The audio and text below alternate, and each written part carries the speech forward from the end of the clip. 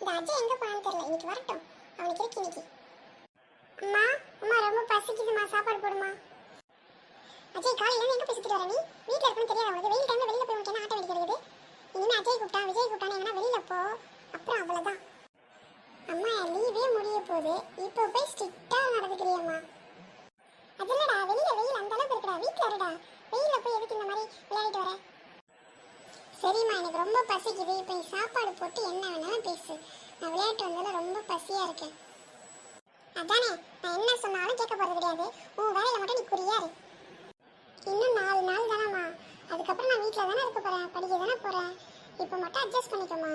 சாயந்தரமும் போய் விளையாடிட்டு வரமா ப்ளீஸ்மா. ஏய் அப்ப நான் இவ்வளவு நேரம் என்ன சொல்லிட்டு இருக்கேன், மறுபடியும் விளையாட போறேன் என்கிட்ட சொல்றேன். நீ சாப்பாடு கிடையாது போடா. சரிம்மா நீ ரொம்ப கோவமா இருக்க, நான் போய் அப்படியே படுத்து தூங்குறேம்மா. இல்ல அஜய் வா, சாப்பிட்டதுக்கு அப்புறம் தூங்கு. சாப்பிடாதான் தூங்குறதா, போடா சாப்பிடலாம்.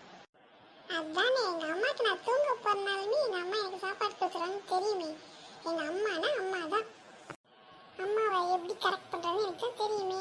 ஓகே ஃப்ரெண்ட்ஸ், நான் போய் சாப்பிட்றேன், நீங்களும் போய் சாப்பிடுங்க.